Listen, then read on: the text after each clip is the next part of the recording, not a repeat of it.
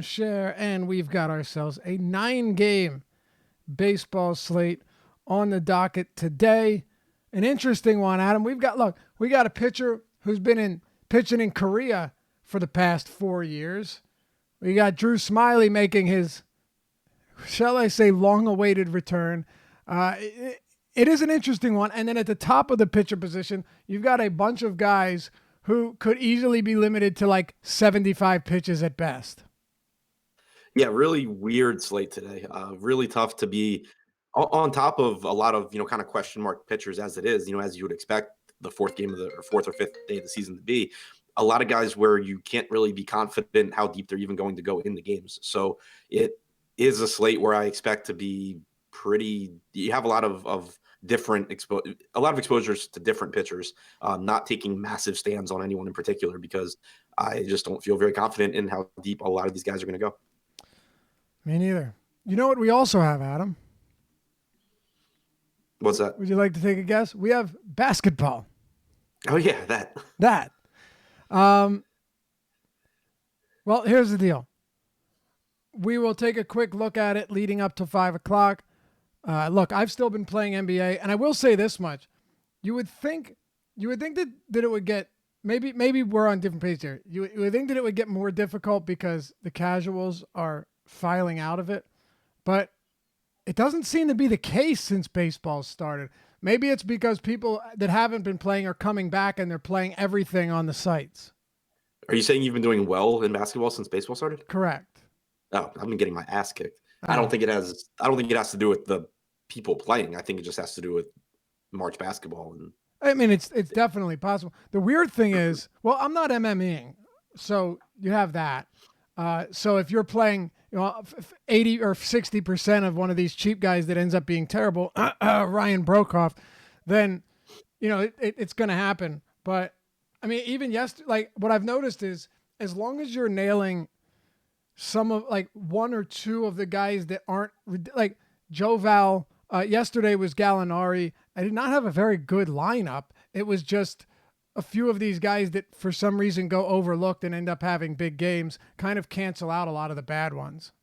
Yeah. And to your point, as far as the level of competition goes, it hasn't been like, oh my God, this great play is suddenly 85% owned or anything like that.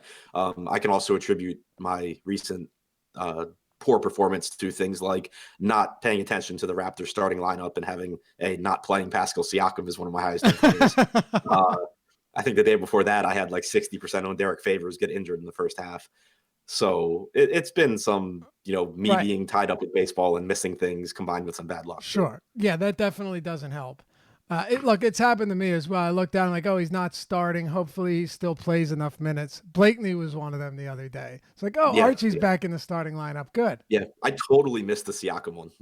I even bumped his minutes from my baseline projection, and I didn't even notice it until I think it was halfway through the second quarter. I just happened to see a tweet that was Pascal Siakam is available, but they're hoping they don't need him. And I was like, wait, for today?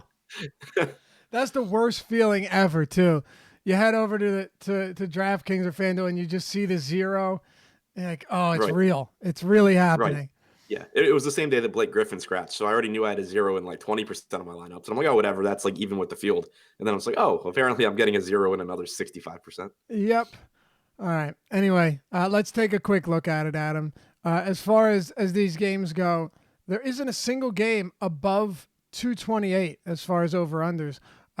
Milwaukee and Brooklyn up. Did you see the starting lineup Milwaukee ran out yesterday?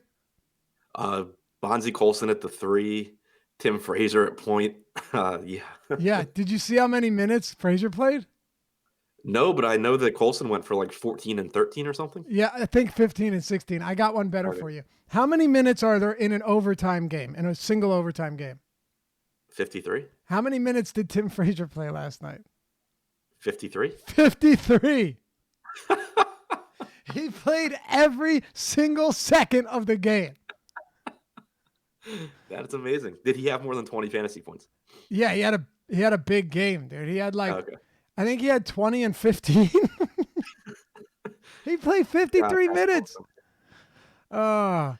Unless that was just totally wrong, but let's see if it, 53 minutes on the dot. He had 20.7 rebounds and 15 assists. Yeah. Huge games across the board, like just monster games. Justin Anderson had 24, 12, 3 and 2. I mean, I don't know, man. Reminder that pretty much everyone in the NBA is capable of producing stats if they play massive minutes. You are damn right. With nobody else around them to take the ball. Yep. That's why some of the best nights I've ever had have been like playing 5 Memphis Grizzlies in the same lineup. Yeah. It's out of control.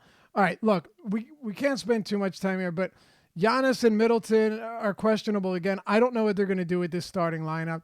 Blake Griffin's out. Wes Matthews, Darren Collison are out. Josh Richardson, Justice Winslow out. Noah Vonleh, Zach LaVine, Alonzo Trier, Chris Dunn are out. Luol Deng, Jimmy Butler, Joel Embiid are out. Derek Favors is out. Tyler Johnson is out. Kevin Love's doubtful. Rashawn Holmes is starting over DeAndre Ayton, who is out. I don't even want to go position by position here. It's not like you need to, if you're not going stars and scrubs at this point of the season, there's no point in playing. Correct. Yes. But what I'm saying here, and add on to this a little bit, is like, let's talk, instead of the actual play, a little bit about just the roster construction for those still playing NBA. Because while it's difficult to predict what's going to happen, if you have a guy like Walter Lemon who is going to play 30 plus minutes at minimum salary, you play him. Like, it's that simple. Yeah, and as an addition to that, it makes, when you have a team that is not resting players or does not have injuries and is at full strength, it basically means that everyone on that team is either correctly priced or overpriced relative to the slate. Because, I don't have a specific example off the top of my head, but just like let's say the Wizards, let's say Bradley Beal is at his normal price tag that we've had for the last month and a half. His price is adjusted for John Wall being out. So he's basically correctly priced, whereas you're going to have guys on other teams that are playing without 2-3 players and are naturally underpriced because of that. Right. So again, when you're looking at some of the value of Rashawn Holmes against Cleveland, Walt Lemon against the Knicks, I don't know if it's strange to you. I love late season basketball because you hate it, huh? I hate it. Yeah. I enjoy it. I mean, if you're paying attention to who's in the starting lineup, it's a bit easier. Yeah. Look, you had a great season though, man. So you know what? I wouldn't blame you for swapping over to baseball at this time. Yeah, I'm trying to quit while I'm ahead. Yeah, right. But nevertheless, look, I'm going to play tonight, and I'm just going to go straight stars and scrubs. And you're going to look at Ben Simmons with Butler and Embiid out. You're going to look at Tobias Harris. It's a lot. I understand why you're saying you hate it, but it's also a lot easier to identify who the plays are. And I will say this much, Adam. It's funny where guys should actually be super chalk, but a lot of them aren't because there's so much value and people have a difficult time being able to differentiate the very good value from just a decent value. And I think that is where there's an edge is to be had late in the season. Would you agree?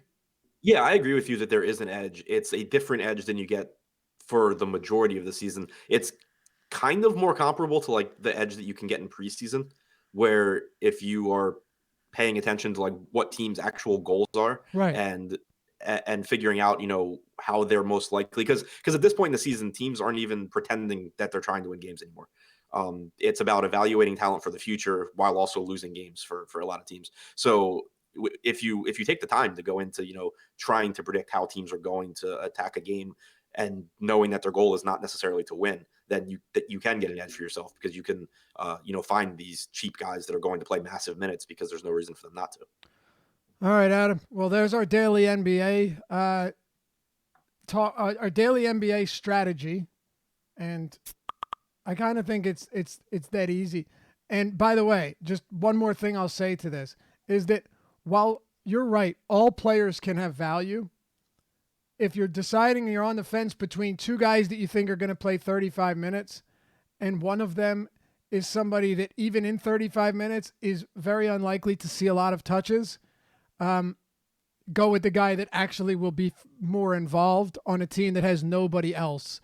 There are still guys that might have value. That doesn't mean that they are great value. So, Yeah, right. and obviously stay like as always, but pay attention to injury news and watch the live before lock show because right now I think there are 10 teams that still have questionable, or doubtful or Yeah. probable players, like players that may or may not play. So uh, things are going to change a lot between now and 7 o'clock. Yeah.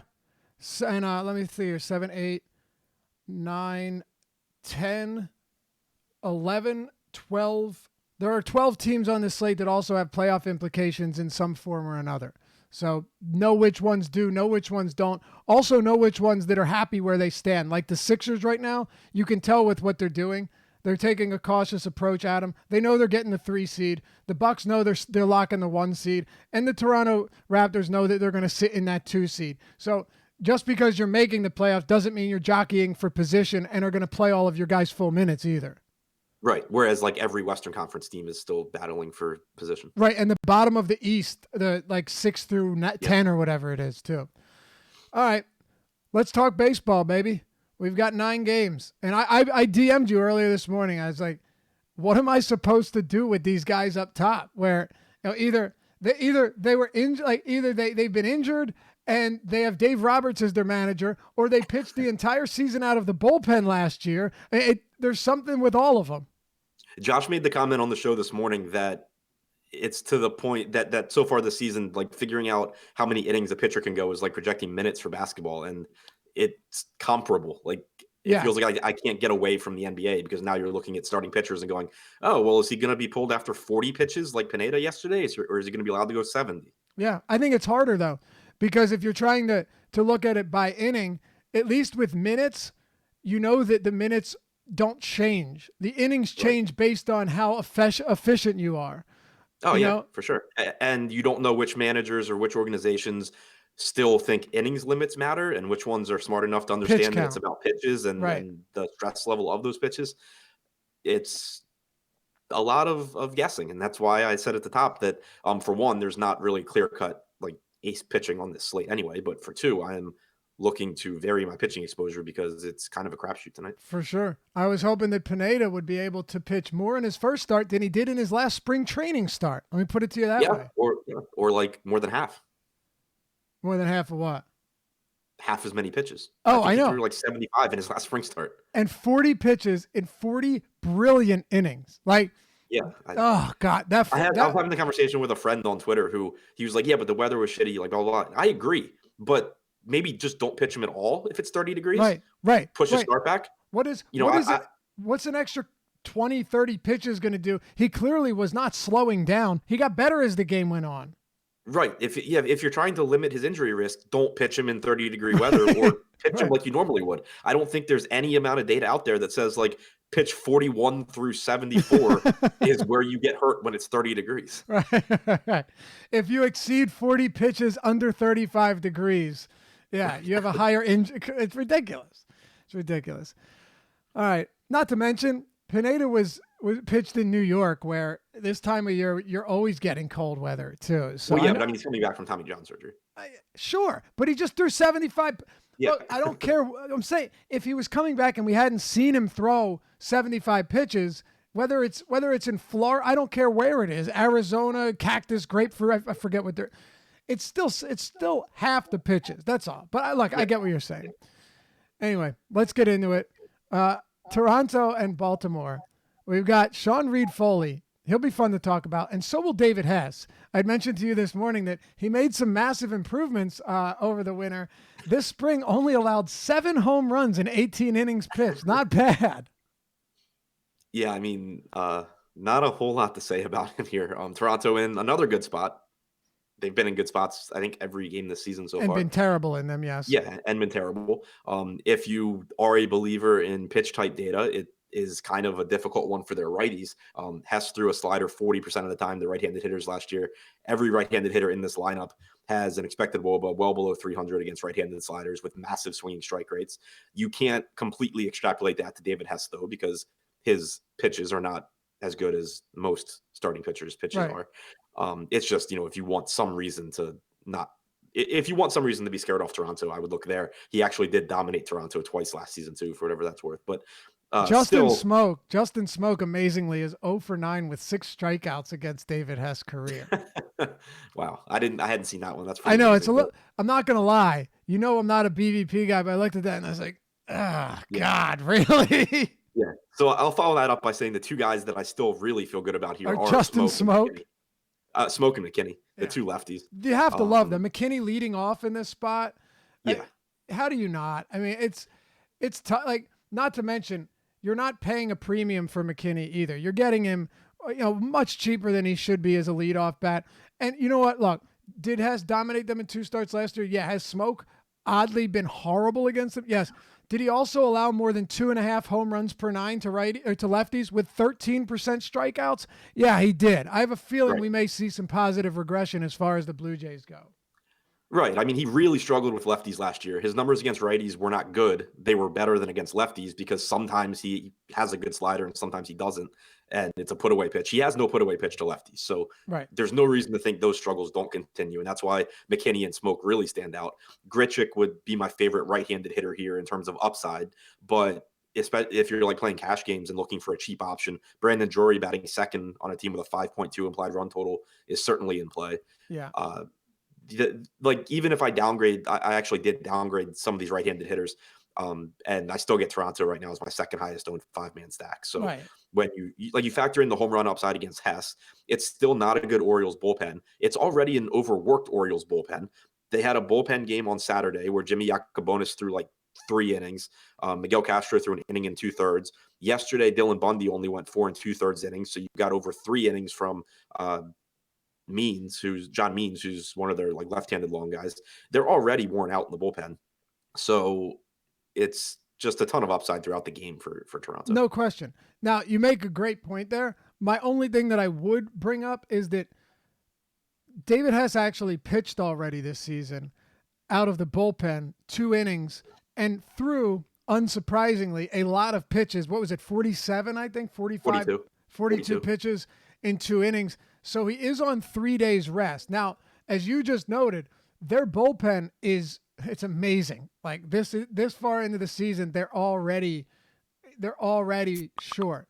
But at the same time, you have to use somebody. You can't just be like, all right, we're only going to pitch 6 innings today. No, I mean, someone's going to be out there. So maybe we see David Hess go. Look, I wouldn't expect him to go more than 5. I will say that much. Even if he's okay, 3 days rest early in the season, I would be surprised to see more than 5 innings. But still, the bullpen, who are they going to use anyway? No one that scares you.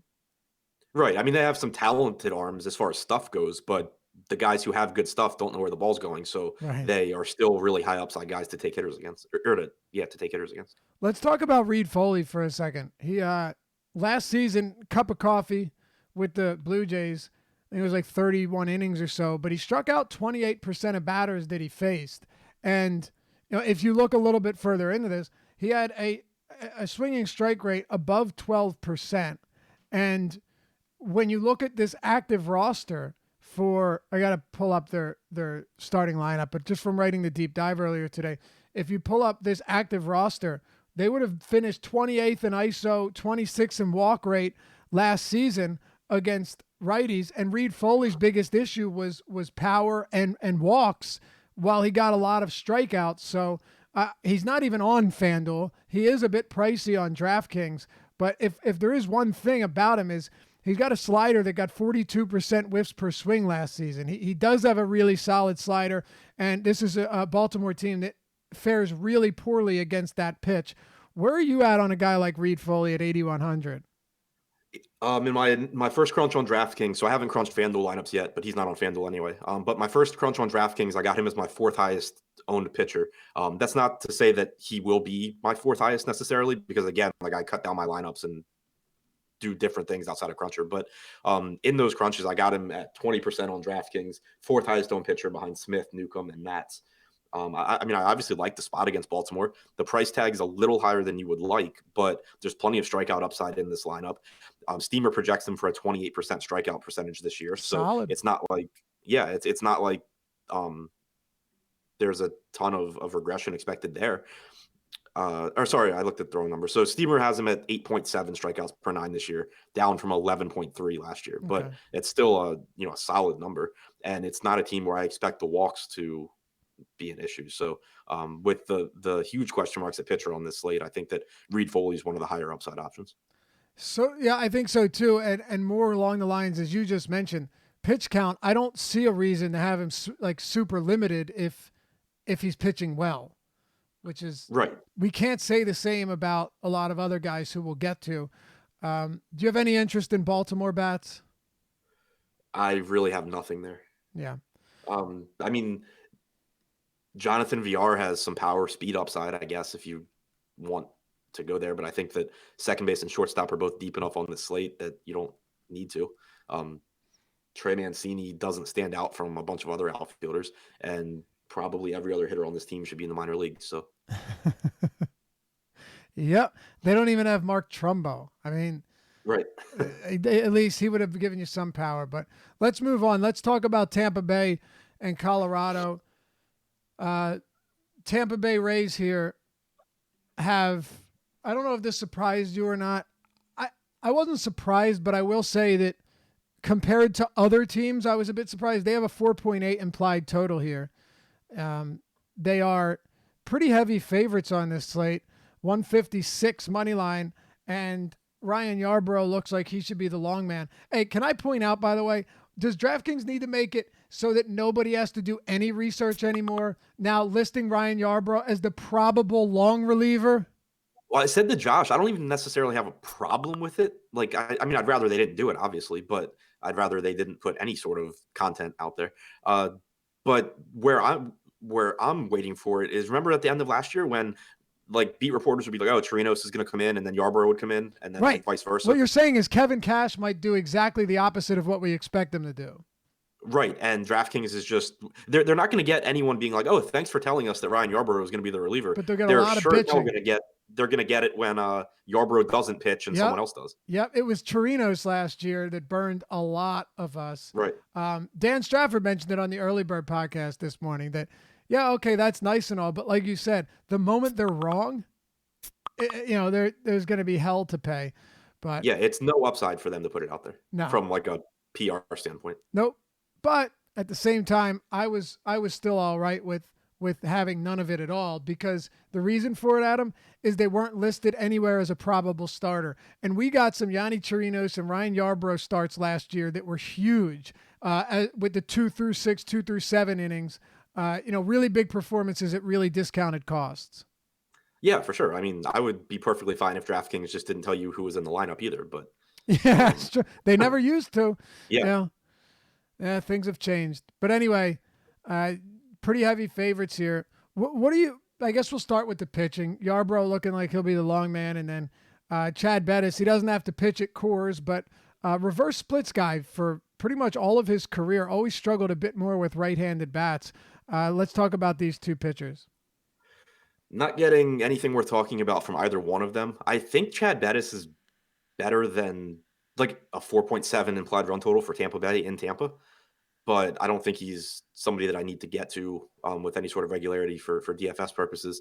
And then for Yarbrough, again, I like taking pitchers against Colorado outside of Colorado, especially in Tampa Bay, but there's not a whole lot of reason for me to get much of him. I have him in like 7% of my initial crunch lineups on DraftKings. Obviously, don't roster him on FanDuel at all. He cannot get a quality start because he's not starting the game. So he loses even more appeal there. Right, for sure.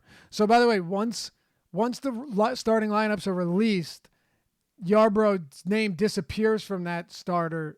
Rin Stanek comes in, and Yarbrough just has the X next to his name. So it's only there until the lineup is released.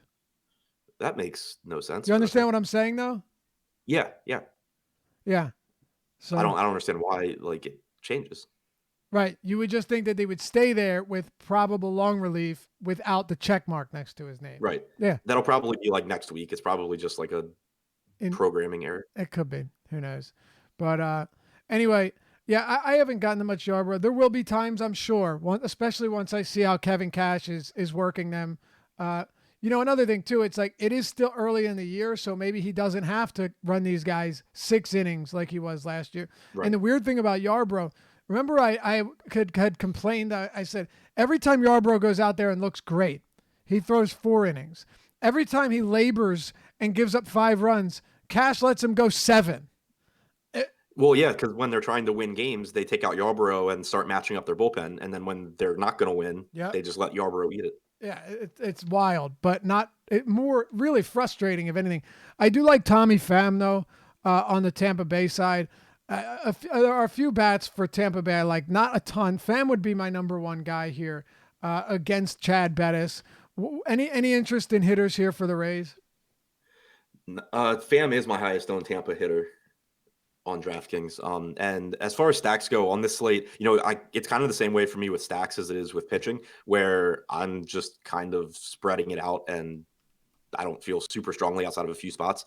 Tampa and Colorado both are kind of just coming in as like middling stacks for me, where I have some, but they're not my highest owned.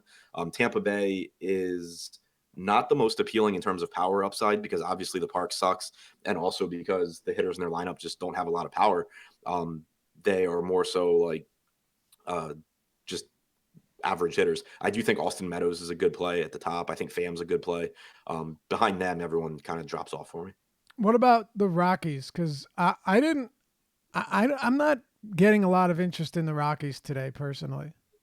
Yeah, me and Josh talked about it this morning because I think Josh had a lot of them and I wanted to have less, and then I ran my projections and was getting more than I wanted to, so I bumped them down. But the reason that I'm kind of not that high on Colorado, outside of it being a huge negative park shift, if Yarbrough were starting this game, you would have a bunch of interest in like Arenado and Story, but Ryan Stanek is starting the game. You're talking about a right-handed reliever who throws like 100 miles an hour and is going to probably pitch well for the first inning, and then I assume that even if he goes 1, 2, 3 in the first, he faces Trevor Story and then comes out of the game. Right. So I expect Arenado and Story both to have a difficult first at bat, and then they get maybe 1 or 2 at bats against Yarborough, and then Tampa Bay matches up the rest of the game. So it's just really tough to project this as a favorable spot for anyone.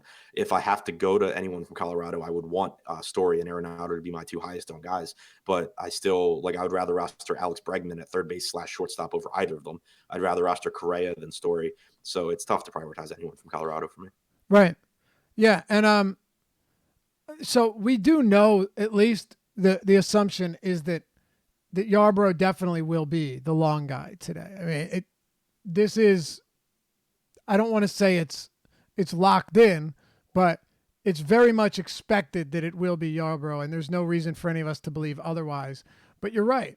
I mean, what do you get? 2 plate appearances against him, and then the first one against Stanek, which is very difficult. Yeah, it's just hard to get. It's hard to get there when you can't even guarantee 2 or 3 against the same pitcher.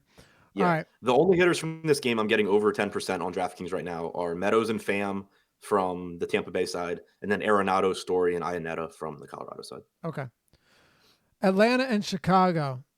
Maybe we'll have some differing opinions here, because this was a game for the most part that didn't catch my interest nearly as much as I thought. And then, our ownership updated. And then on DraftKings, I saw that Sean Newcomb had the 3rd highest projected ownership on the entire slate, behind Mike Trout and Caleb Smith.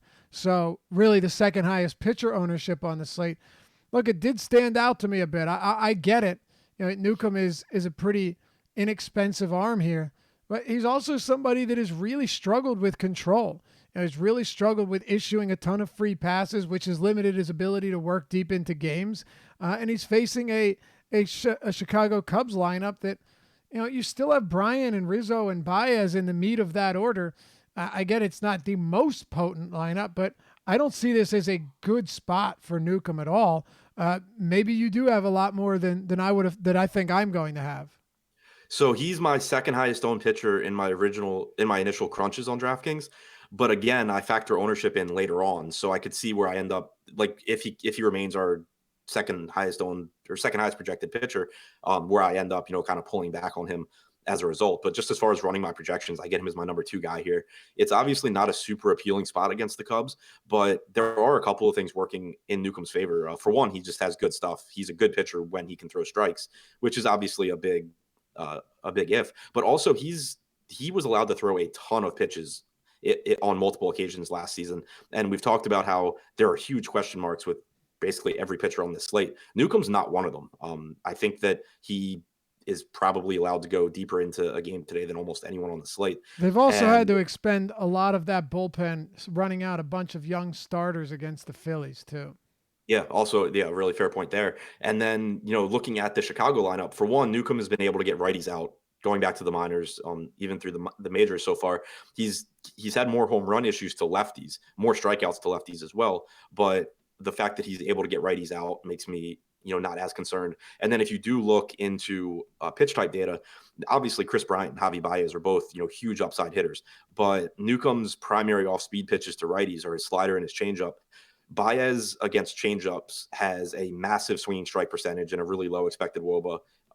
Bryant against curveballs, the same thing. So there's at least one pitch that Newcomb throws that Bryant and Baez have had some difficulty with over the last few seasons, and it just makes me a little bit more comfortable that Newcomb, at least if he can get ahead in counts, has the stuff to put these guys away. All right, fair enough. There's another pitcher in the same range that I think has a little bit higher of a ceiling. We'll talk about it. It's really with Newcomb. I think he's a safer pitcher, but I don't know if I see the same upside that you do, which would probably be where we differ a little bit here. As far as Kyle Hendricks goes, upside's never really been associated with him. I know once in a while he'll go like 8 or 9 innings, get a complete game, and everyone's like, oh man, look at Kyle Hendricks go.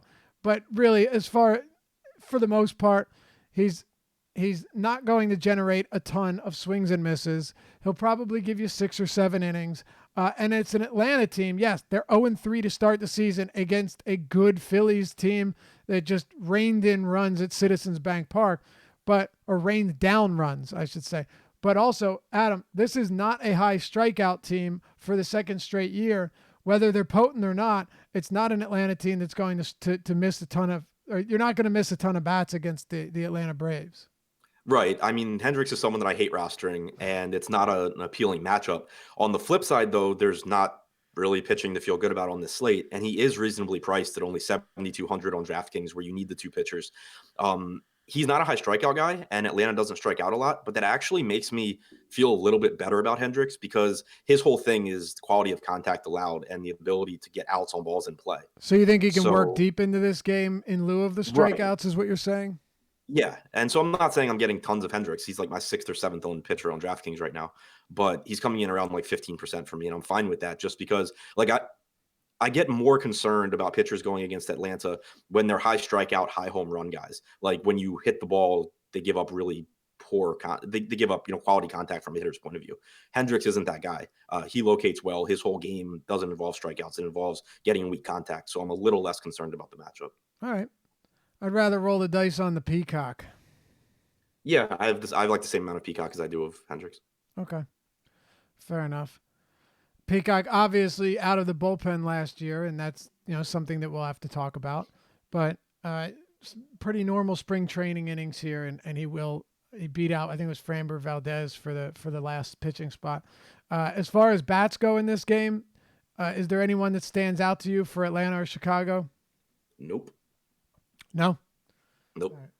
Yeah, as much as I'm not a fan of playing Kyle Hendricks, I also am equally I'm equally uninterested in rostering hitters against him. He doesn't make life very easy.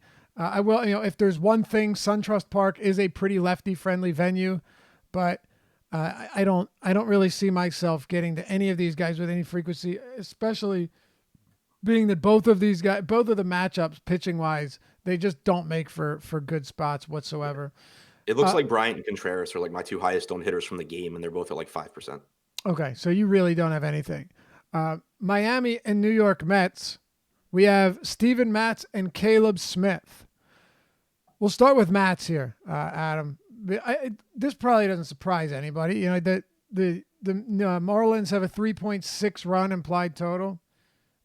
Matz is 128 money line favorite. A low total in this game overall. So the thing about Matz is he obviously has been homer prone to righties. 1.66 home runs per nine last year to righties. And he's a pretty significant fly ball pitcher. But you're at Marlins Park, where you don't have to worry nearly as much about fly balls. And he's facing a Marlins team that if you try and find me someone that has above average power against lefties. I mean, last year there's not a single person on this active roster that had an ISO above 155 against lefties this year. So if you're looking at a spot where you say, look, it is a good matchup for Mats, this would certainly be one of them. It's just a matter of whether or not you have faith in Steven Matz to be able to get strikeouts here. I mean, there's 3 strikeouts against Lewis Brinson, and Peter O'Brien. Yeah, and Peter O'Brien and Jorge Alfaro is going to strike out quite a bit as well. Aside from that, a few of these guys are contact bats, but there just is not power in this lineup anywhere. I like Steven Matz a lot. I have him right now behind Smith and Newcomb in terms of my DraftKings exposures, but he's one of the 4 pitchers I have at 20% or higher. He turned things around towards the end of last year as well. He came back from an injury, threw his slider at least 15% of the time, and I think it was 7 of his last 8 starts. And that's a pitch that earlier in his career, in his effective stretches, it's because he was having success with that pitch, and then he had arm injuries and kind of stopped throwing it. So it was good to see him, really dial it up to the end of last season. Over that stretch between when he came back at the end of August to the end of the year, struck out about 29% of hitters, including 29% of righties. So on a slate where there's a lot of question marks at pitcher, I think Matz is one of the more talented pitchers. I think he has one of the more favorable matchups, and he's in one of the best pitchers parks. So, I'm getting a lot of Steven Matz. Yep. He's not a guy I like to roster very often, but against the Marlins at Marlins Park, it's hard to get away from him. On the other side, look, Caleb Smith is a guy I got on really early. It was 2 years ago. He's somebody that I jumped on when I started seeing some developments. And, just flat out ability to rack up strikeouts. Caleb Smith does have upside. Don't make no mistake about it. He absolutely does. But then you're also talking about a slate that has some lack of depth at catcher, which will probably say quite a bit. Smith will probably be a guy that I write up quite a bit this year, assuming that he's back to full health. He missed half of the season last year. But he's a 3-pitch pitcher who gets a good amount of swinging strikes on the changeup and the slider. I still think a guy like Wilson Ramos. I don't believe we have a lineup yet, do we? Yes, we do. Wilson Ramos batting 6th makes for a pretty interesting play. Pete Alonso batting 2nd. If there was one thing about Smith, Adam, is he has been homer prone to righties, even at Marlins Park, and he is a fly ball pitcher. So if you're looking for something at catcher at a weak position, Ramos is never a bad option, and he's pretty solid with the platoon advantage. Talk to me about hitters in this game if you have anything. So, I agree with you on the guys you named. Pete Alonso, big-time power, 80-grade power, one of the top hitting prospects in baseball. Wilson Ramos, one of the best hitting catchers in baseball. So both of those guys, I think, are appealing against Smith. But Smith is also right now my highest owned pitcher on DraftKings. He's also projected for the highest ownership on the slate. So this is a spot where I feel 2 different ways about it. For one, I think I love Smith as far as talent goes and upside goes. He is capable of getting strikeouts. He's not the kind of guy that I love rostering when everyone else is doing it, though, because he can really struggle with his control. And this is a Mets team that is much better than it was last season offensively. So, big time. There's a lot working in Smith's favor. I just kind of got a little bit scared when I saw the projected ownership on him. So I will be manually bumping my Mets stacks to, try and get some exposure to Mets stacks here just because of the leverage. It's one thing to go after low-owned teams just because they're low-owned. It's another thing to go after low-owned teams against a popular pitcher who's volatile and who offers you upside as a stack. So I do expect Smith to be my highest owned pitcher, but I would like to be overweight on Mets stacks on the other side too. Not saying, I need them to be my highest owned stack or anything like that, but if they blow up Caleb Smith, that's the easiest way to just jump to the top of a leaderboard. Yep. Look, even at home, 1.5 home runs per 9, 54% fly balls to righties. So there is volatility. There is the potential for Caleb Smith to give up a few home runs. And it's also his first regular season start in almost a calendar year. So yeah. Yeah. And so, and kind of just to go back to what I just said, because I know not everyone max enters, and I mean a lot of what I talk about strategy wise will be, because that's what I'm doing. And I think that's for sure the best way to approach baseball. But if you're like if you're hand building like three lineups or you're playing like a three max, there's nothing wrong with having like 2 out of 3 Caleb Smith and then having a Met stack. Um, it's that kind of spot where he probably will pitch well. I have him projected as my top pitcher, but there's so much upside in terms of the dollar amount that you can win if you stack the Mets and they go off here at low ownership against the highest owned pitcher on the slate. That I think it's worth it, especially in a three max format where people like chalk tends to be more concentrated. I was actually surprised that he was as chalky or as projected to be as chalky as he is. So Josh and I talked about it because we both agree with you also. Mentally, like my ownership projections before I saw ours were completely different. Me too. I thought David Price was chalk, Yep. just because he's David Price, and I thought Caleb Smith and Sean Newcomb would be like the low owned guys that I could pivot to. So I was a little upset when I saw the ownership projections. Yep. Yeah, that's one of the reasons why I started looking more towards the Mets. Only because I honestly thought that Caleb Smith making his first start, his first game back, people may be forgetting that he actually flashed really, really good stuff when he was healthy. But I guess, the price tag does that. But another reason I thought that he'd be a little lower on this because this is a revamped Mets lineup that is a lot more potent this year or is going to be a lot more potent this year than last year. And right now, at least to start the season, outside of Yoenis Cespedes, they're pretty healthy. Yeah, not sure people realize that though. Well, apparently I mean, not. it's still early in the season. People are probably not quite there yet. All right. Let's talk about Houston and Texas, man. The Houston Astros have the highest implied run total on the slate. I don't disagree with it. No. Drew Smyly, over his career, hasn't been a bad pitcher, but look, he's a fly ball, homer prone lefty going up against a Astros lineup that features a bunch of potent right-handers. The only thing that I don't like is that Tyler White's not batting sixth. I really wish he was, but he's batting eighth, which kind of sucks. Although you could make an argument for a bottom of the order stack. But he's going up against Springer and Altuve and Bregman. Brantley Correa, who's 3,200 on FanDuel. Gurriel, Chirinos, Tyler White, who has monster power against lefties and is batting out of the 8-hole. Chirinos with a career, 200 plus ISO against lefties, batting seventh. There's power scattered throughout this entire lineup. Let's actually talk about this first, and then we'll get to Brad Peacock. What do you make of this Houston team that, as we know, is bound to get back on track relatively soon? Yeah, they're my number one team. I think that's the case for a lot of people, but it's just really tough for me to get away from it. One of the more favorable hitting environments here. Texas obviously does not play like it does in the summer this time of year. It's only like 59 degrees there, but still. But yeah, but still, when you're comparing it to Miami and Tampa, of course, and these other parts, it's still better than what we have in a lot of situations today. And then you just get such good hitters on this Houston team, whether it's the righties, Springer, Altuve, Bregman, Correa, but also Michael Brantley is a good hitter in the middle of this order. And then you have power at the bottom, like you said, in Tyler White and Robinson Chirinos. So Houston is my highest owned 5-man stack. Chirinos is my highest owned catcher. Altuve, Correa, Bregman are my highest owned at their positions. Springer is right behind Trout in the outfield.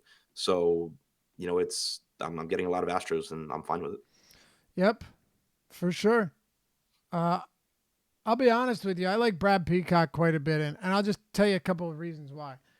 I wouldn't hate if he only were to go 5 innings, and the reason is because Brad Peacock really struggles the third time through the order, and one of the reasons for that is because he's pretty much a 2-pitch pitcher. He has a very good fastball and a very good slider, and he's someone who has filthy K rates at him. I mean, Brad Peacock misses bats at an elite clip.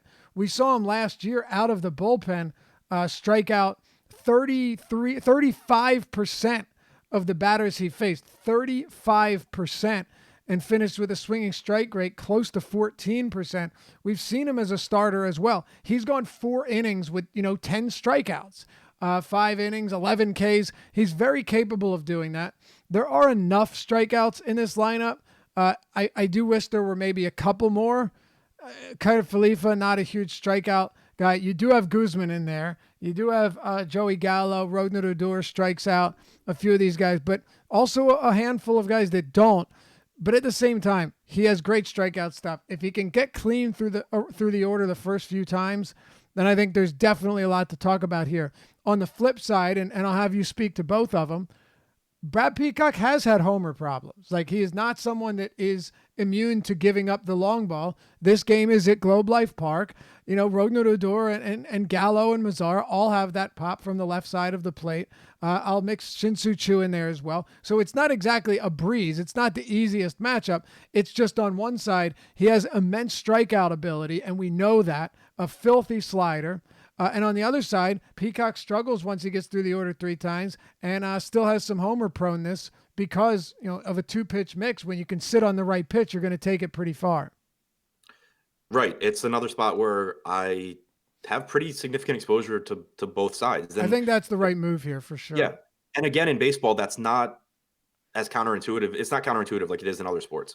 It's not like hedging and refusing to take a stand. It's that you have a pitcher that strikes a lot of guys out and also can just get absolutely bombed by a Texas lineup that has a lot of power. So right now I have Peacock coming in at like 15% exposure on DraftKings, but I also have double-digit exposure to Odor, to Gallo, to Mazzara, and then a little bit less to Nomar Mazzara.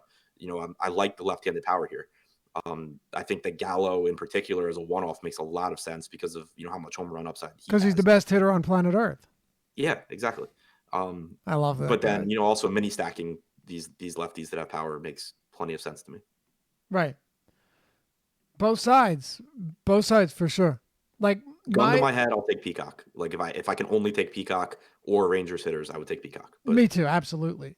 Yeah. And then if you're talking to me about like individual Ranger bats, Gallo, I do like Rodner Odor, Mazzara, those guys. But with Peacock, ideal situation for him, because I don't see him going 7 innings, is 5 innings, 1 run, 9 or 10 strikeouts, which is actually very doable. Like he could easily strike the side out twice, and I wouldn't be surprised. Yeah, he's another one that I think is less valuable on FanDuel than he is on DraftKings because on FanDuel, you want that win, you want that quality start.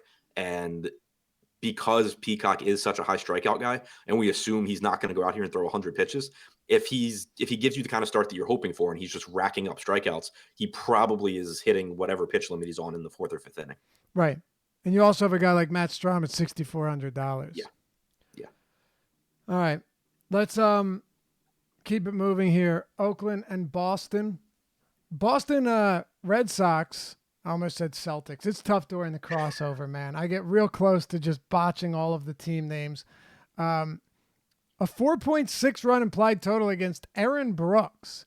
I can only assume that some of that has to do with the fact that Oakland is projected to have a really solid bullpen this year. But 4.6 implied run total. And on the other side, 4 run implied total for Oakland against David Price. What are your thoughts here on the pitching in this one? We'll start with David Price, who's coming off an illness. I don't have much interest in the pitching. Definitely not in Aaron Brooks. But David Price, I was pretty excited when I assumed that everyone was going to be on him this morning. It's not that he's bad. It's just he's not like that good anymore. He's not really more talented than any of these other pitchers that we've talked about that we have interest in. And he is the most expensive, and he does not have an easy matchup against an Oakland team that has a ton of right-handed power. Chapman, Davis, and Piscotty in the middle of that order, but also Ramon Laureano down towards the bottom. You have Semien that can hold his own at the top. It's a pretty scary matchup for Price, and I just don't think that he is all that likely to. I don't think that he has earned his price tag, especially in this spot. So I'm not really getting the price. I would rather go to some Oakland hitters, whether it be as a mini stack or as one-offs. Prioritizing obviously Davis, Piscotty, and Chapman. But yeah, I'd rather go there than go to Price. Me too, no question. And I don't have an issue with that whatsoever. I really didn't have any interest in Price out of the gate, and I think it only makes sense that when you got a guy that's priced where he is in a matchup that really is not that great, and a lot of power on the other side of this game, paying for him seems kind of like it doesn't seem like the right move. What about Boston bats though? I don't see a lineup for either team yet. but you have a guy in Aaron Brooks that I don't know how much you know about him. I don't know a ton about Aaron Brooks. I know that he's pitched 60 career innings at the major league level and is striking out 6 batters per 9 innings with a 14% K rate, 14% soft contact rate for his career too. So it gives up a decent amount of hard contact, doesn't miss bats. Usually that is a recipe for success. What about guys like Xander Bogaerts at shortstop, JD Martinez, Mookie Betts? What are your thoughts on the Boston Red Sox today in Oakland? Yeah, they're one of my favorite stacks here, and I think maybe they go a little bit overlooked just because their implied run total is so much lower than teams like Houston and Toronto. It's very low given their talent. Yeah. Yeah. Yeah, I have double digit exposure to all three or to the top 3 outfielders, Benintendi, Betts, and Martinez. I'm right around 10% on Devers and Bogarts. It's, I think, just, a good enough spot where anytime that Boston is not I always like Boston when they're not projecting as like the highest implied total because there's so much, volatility in baseball that I don't really care if they're the highest or the third or fourth highest, but the field and the public in general do. So whenever you can get Boston with presumably, lower ownership, you're still talking about one of the best offenses in baseball facing a pitcher who we have no reason to be, concerned about their effectiveness against him. So I like Boston quite a bit. Me too. Anybody you like individually more than others? Mookie Betts. But I mean, just Mookie, JD, and Benintendi, I think, are the 3 top plays here individually. All right. Yeah, I would throw Bogarts in there. I think Bogarts is a very strong play here as well at shortstop. And then as far as Oakland hitters go, I don't know if we're going to see Semien at the top. I don't know who's going to lead off here. But or Robbie Grossman or whoever. But Oakland, do they stand out to you at all especially now that David Price isn't projected to have much ownership? Yeah, I mean, I don't like them as much as I did when I thought Price would be popular, but I still like the power upside from individual guys like Davis, Chapman, Semien. I also think that they're more appealing on DraftKings than on FanDuel because of multi-position eligibility. The projected lineup that I'm looking at has Mark Canha batting 5th with first base outfield eligibility, Chad Pinder hitting 6th with second base outfield eligibility. So it makes it easier to stack them. Whereas on FanDuel, Piscotty, Davis, Canha, and I think Pinder are all outfielders. So it gets, a lot more difficult. Yeah, Canha stood out to me too, just because he's very discounted. He has plenty of pop with the platoon advantage, and who knows if Price is perfectly healthy coming off of this illness. We don't. 3 games to go, Adam. Dodgers and San Francisco. Well, we've got on the mound for San Francisco, Drew Pomeranz making his debut for the San Francisco Giants, and Julio Urias. Again, I always get this one wrong, so you're going to have to deal with me. He is $8,700 on DraftKings. On FanDuel, he is coming in at a much less expensive $7,200. But the thing with him is you're talking about a guy that was scheduled to come out of the bullpen so they could heavily monitor his innings. And now, no surprise to anyone, Rich Hill gets hurt. And here he is making a start less than 1 week into the season. I love this matchup, Adam. I love a matchup against a Giants team that could easily finish dead last in every relevant category against lefties this year. But Dave Roberts at the helm, a pitcher, a prized young pitcher, a former number 4 prospect. How many innings are you really going to let him go? Yeah, the quotes that I've seen so far are Dave Roberts saying that he's not on a hard innings limit, and then also saying that they want to save innings for him for later in the season. So I think you get 5 innings. 5. Yeah, but it's just such a good matchup for a pitcher who has really good stuff that I'm not opposed to getting to him. I have him right in that Brad Peacock range. He's very comparable to Peacock to me, except for the matchup is better. So I have him in that 15% ownership range. Just because there's a lack of other options. I don't love paying $8,700 for a pitcher who I have no confidence in him going deep in the games. He's another one who I would downgrade a bit on FanDuel just because I think it's pretty unlikely that you get that 6 innings for the quality start. But I don't think he's any worse than other pitchers on the slate because there are so many question marks about most of them. Yeah, and I do think it's very realistic that you get premium innings tonight when you're looking at could he go 5 innings with 9 strikeouts and no earned runs? I mean, he definitely could. He definitely could. Will he? I don't know. We've seen Urias work through some bad innings where he might not allow any runs but throws 28 pitches. You just hope that we don't run into any problem innings here, and that's what it comes down to. If he can cruise, I think 5 innings would probably be enough on DraftKings, even at that price point. But it is one of these spots where you're really hoping that he doesn't get into any jams that elevates his pitch count and has him throwing an extra 15 pitches in 1 inning. Yeah, exactly. What about hitters here? Unless you want to talk about Pomeranz. Nah, give me the Dodgers hitters. Yeah, let's talk about them. Yeah, especially Justin Turner and AJ Pollock, I think, are both clearly underpriced. Turner at 4,200 on DraftKings, Pollock at 4,300.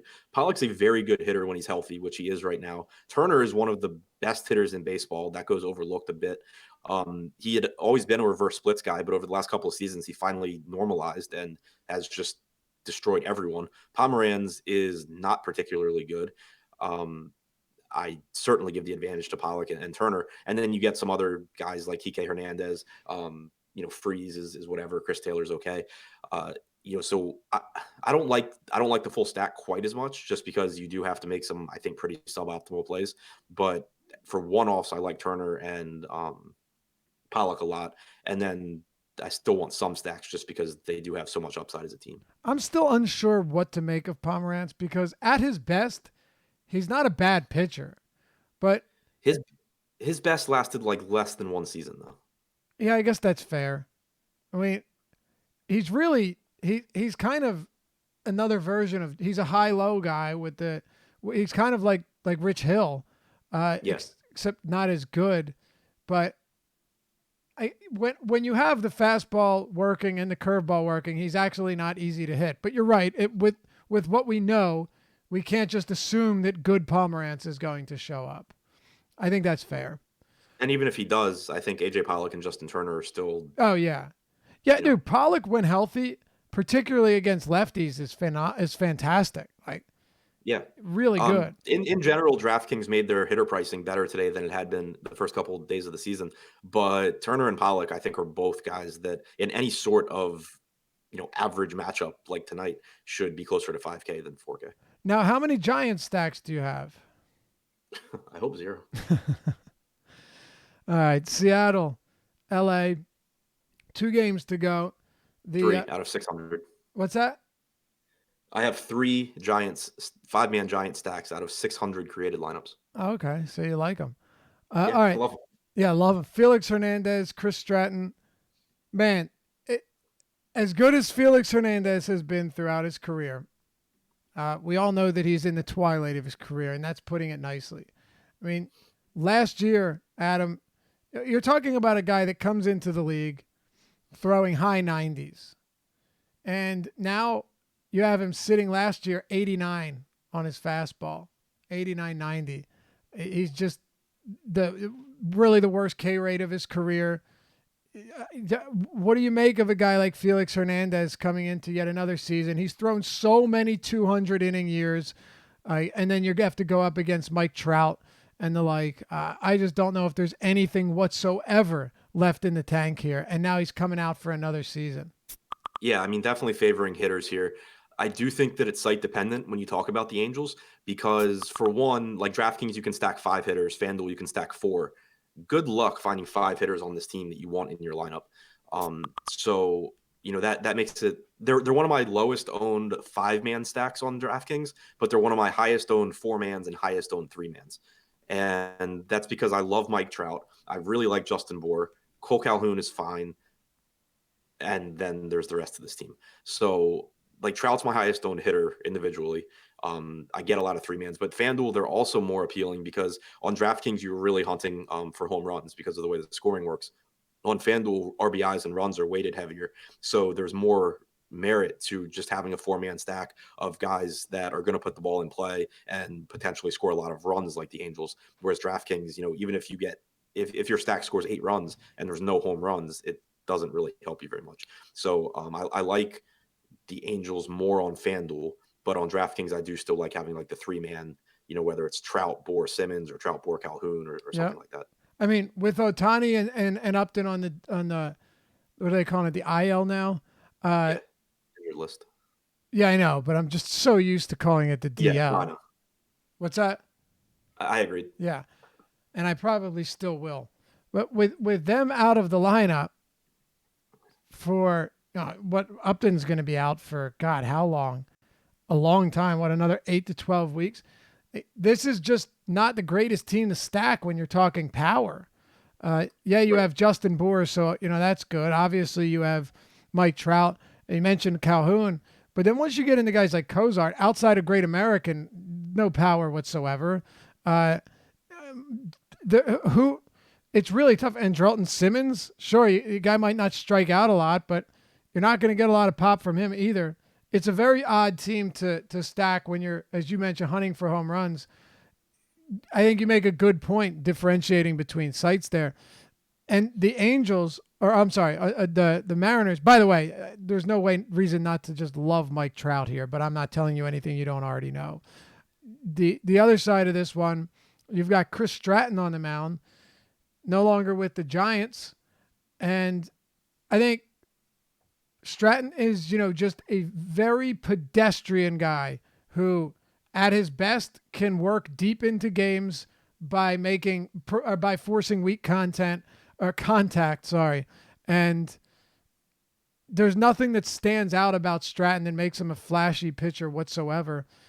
What do you think of anybody here for the Seattle Mariners in the projected lineup? Actually, no, they've already released their lineup. So Malik Smith, Mitch Haniger, Domingo Santana, Jay Bruce, Edwin Encarnacion, Omar Narvaez. I think that's actually kind of interesting.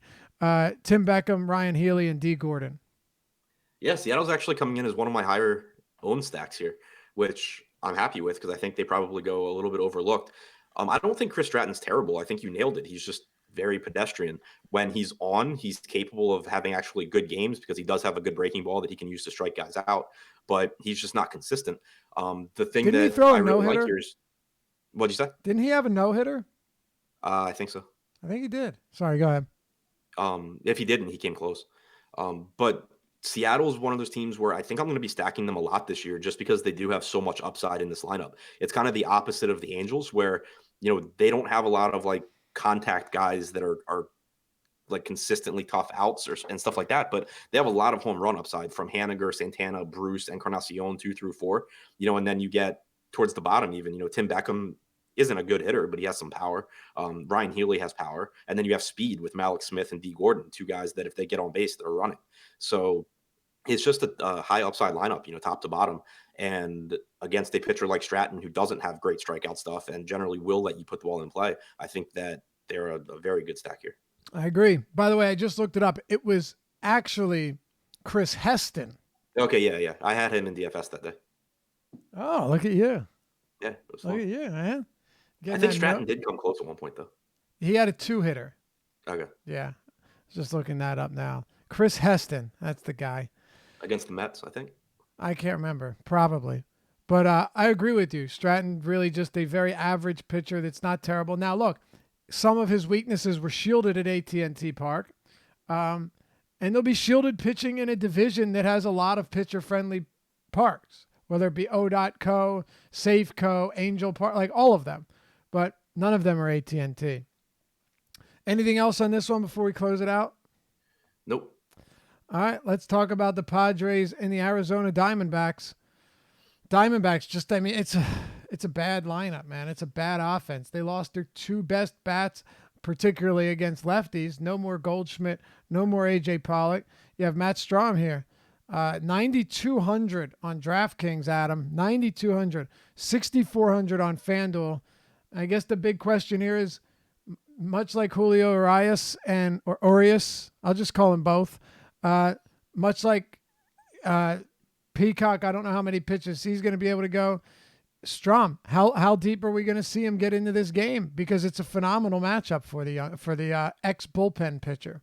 Right. It's another one where it's really tough to predict because they basically said that as long as he was stretched out, he'd be in the rotation to start the season. Right. But that doesn't mean stretched out to throw, 120 pitches or anything. It means like that. not being out of the bullpen anymore. Yeah. Right. It means that they can trust him to go more than like 2 innings. But last season, like on top of that, he threw 75 and 2/3 last season between the majors and minors. He threw 39 and 2/3 the season before that. So this guy hasn't even thrown 100 innings in either of the last 2 seasons. You have to imagine that they're going to have him on some kind of limit this season. And so it makes it really site dependent for me. On DraftKings at 9,200, he's one of those guys that I'm getting around 15%. He's one of like 5 pitchers that I have between 10 and 20% exposure to on DraftKings. On FanDuel at 6,400, the price tag's obviously more appealing. There is still risk that he doesn't get his 6 innings for the quality start, but he's good, and the matchup is really good. So I think that he's a good play there. But you also have to keep in mind that hitter pricing on FanDuel is really soft today, so you don't necessarily have to save that money. Yeah, I mean, it's whatever Matt Strom I get, I'm happy with. I don't think I'll get as much as I will of guys like Newcomb and Matz, that I'm more confident in them going deep into a game. Yeah. Oh, man. I just wish I had a little bit more concrete knowledge on what type of work we were going to see from him. On DraftKings, if there was no limit, I would have zero problem with 9,200. Like nothing. No problem with it at all. All right. Well, we'll save the best for last. Last year or 2 years ago, I came up with something called Adam's Obscure Play of the Day. And he's not going to let you down tonight, friends. I promise you that much. Adam, Merrill Kelly, pitching his last several seasons in Korea. The floor is yours, man. Yeah, so my takes changed a little bit from this morning when I clearly did not know who the hell Merrill Kelly was. So he spent the last like 3 seasons pitching in Korea after being a middling prospect, having success in the minors for Tampa Bay, but never, they didn't put him on the 40-man. He wasn't claimed in the Rule 5 draft, so he signed with a Korean team, went over to Korea. When he left the United States, he was throwing 88 to 90 miles per hour. He now sits in the low to mid 90s, but he can touch 97. His strikeout numbers took off in Korea, which apparently is a hitter-friendly league. He struck out last season in 170 innings. He struck out 174. The year before that, he struck out, I think, 189 in 190 innings. So the stuff has been, looked better. He signed a 2-year deal with Arizona. He's 6,300 on DraftKings on a slate where there's tons of question marks at pitcher. I have no issue getting to him. He's the 5th guy in that group of, Hendricks, Strom, Urias. I don't remember who else, but between 10 and 20% for me on DraftKings. I just have no problem getting to him at 6,300. On FanDuel, I don't think it's really necessary, because if you want to go that route, you have Matt Strom at 6,400. But on DraftKings, I like him as an SP too. All right. Does that mean you don't like the Padres, who have a few pretty interesting bats tonight? No lineup yet, but I mean, I think if Ian Kinsler continues to lead off, which he should, I have no issues with Kinsler and a few other bats here. Are you off of all Padre bats as a result? I'm not really getting there. They're one of my lower owned stacks right now. I have double-digit ownership to Machado, puts him in the same category, like same range as Arenado and Turner, behind Alex Bregman. I have, I think, double digits. No. Yeah, I have like right around 10% on Will Myers. But overall, as a stack, I don't have much San Diego. All right, before we head out, let's give our top stacks for the night. Go ahead and kick it off, Adam. Houston.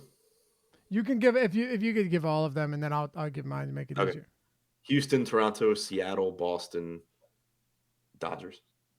So Houston, Toronto, Seattle, Boston, and the Dodgers. All right, let's see. I had mine written down. I have Houston, Toronto, Boston, Tampa, and the Dodgers. I do think Tampa against Bettis could be an interesting one here. Higher total than I had projected, too. By the way, live before lock for NBA coming up next. Or, sorry, for what do we have? We got both of them at the same time running? I think so. Let me make sure. I always forget here. So we've got, coming up, it is Monday. We've got NBA live before lock with Eddie, and then MLB live before lock with Josh, and we've got Jake. So we've got you covered on everything here. And by the way, feel free to head over to awesemo.com and check out what we've got. a whole lot of content. It's not just our ownership projections we reference or the projections for all of our sports or the deep dive article that Adam and I write each and every day, but so much more. The Fantasy Cruncher add-on, the lineup builder, of course, Alex Baker, Awesemo himself, all of his content, his articles, his rankings, you name it, and all of our content from our great PGA guys, NASCAR, NHL with Jake, you name it, it's still there. And you can get half off your first month by simply using the promo code Deeper Dive. One word, Deeper Dive, get you half off your first month. And also, if you want to check out the weekly passes, you can do that as well. Anyway, as always, we appreciate you guys tuning in. Hit us with a thumbs up if you appreciate the content. You want to see more. Like that video, subscribe, and click the notification bell so you always know when content's dropping next. Until tomorrow, we wish you good luck. Stick around. NBA Live Before Lock with Eddie, MLB Live Before Lock with Josh and Jake. We got 2 shows, dueling shows leading up till 7 p.m. Don't go anywhere. They're coming up on the Awesemo_com YouTube channel. Good luck tonight.